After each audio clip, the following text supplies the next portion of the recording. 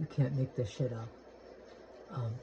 So part of the stalking program is to just make it so the target can never have peace anywhere. Not just to provoke with cruelty, but also with, there are noise campaigns, and there are events set up to traumatize the target. There's, I mean, you know, even in a target's home, they'll be pounding from upstairs on and off, day and night. As it is lately, there's been scraping. The people upstairs are taking something and scraping it along their goddamn floor. And of course, when I'm out, you know, aside from that, they still have people mimicking my mannerisms and my gestures. So again, and I spoke about this years ago too. Like, I have an issue with my shoulder. It's a little screwy. It gets kind of weird sometimes. So I stretch my shoulder a lot in the apartment. I don't do that when I'm out. Or I have a weird thing like I do with my hands. It's like a weird hand gesture I've done since I was a child. It's just like a kind of like an autistic stimming or whatever it is. But I don't do that when I'm out. I try not to. I keep my hands in my pocket. So what do? They have people come by, especially if I'm having like a really bad day or something, or if I had a bad night where my shoulder was really acting up and I was really trying to kind of move it around and stretch it, or if I was really stressed out, so I was making the hand gestures and kind of skimming it while I pace back and forth. They'll have people do that. They'll have people mock and mimic those gestures just to show me that they can see what I'm doing in the apartment. And it's not like one person either. It's one after another in different locations. They'll come right at me. They'll look at me and they'll mimic my mannerisms. And these are not mannerisms that most people make, right? All of these people can't be doing the same damn thing when it's something that weird. Okay, but anyway, so that's what they were doing today. I had a lot of places to go, and they knew where I was going, right? And they had people waiting there for me. So they would do that. They would mimic my gestures, my mannerisms. You know, for the last few days, my shoulder has really been acting up, and last night it was really bad. So I was really, and so they mimic that. But here's the thing. This is where it gets really sick, fucked up. Okay, so there's been a noise campaign going on where I cannot get any peace at all.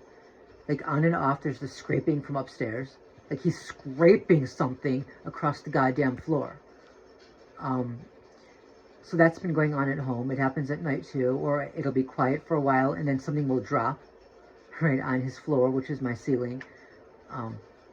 So there's no peace there.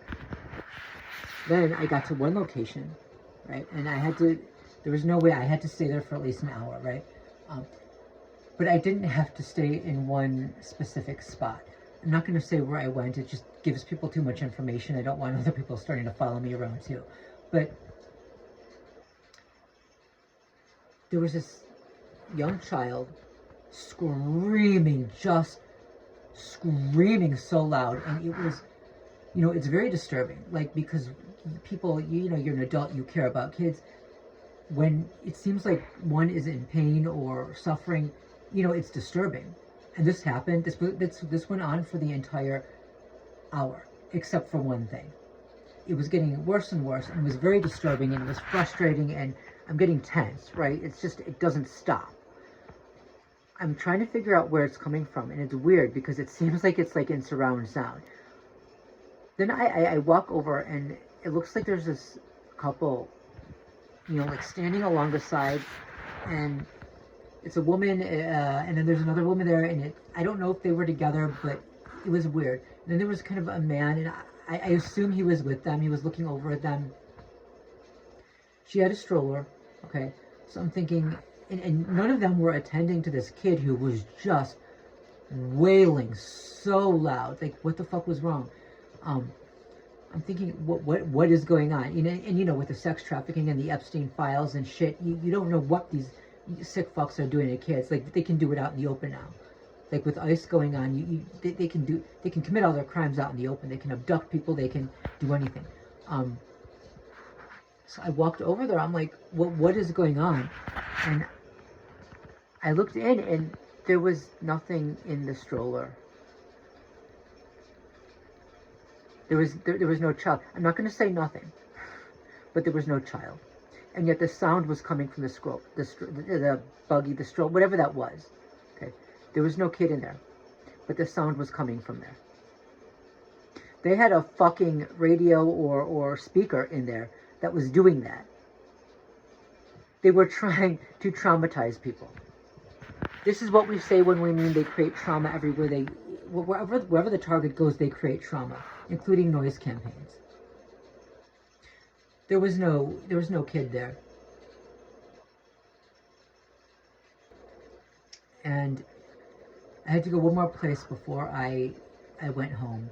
And again, they had someone, and I had to wait outside for a while, and they had someone outside, this guy, who just kept shouting and shouting and shouting, and he wouldn't stop shouting.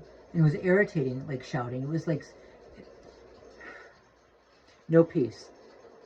So finally I called rideshare to go home, and you know, I typically, when I get into a rideshare, even when it's cold out, I open a window because I don't like germs, and you don't know who's been in there coughing and sneezing, and right.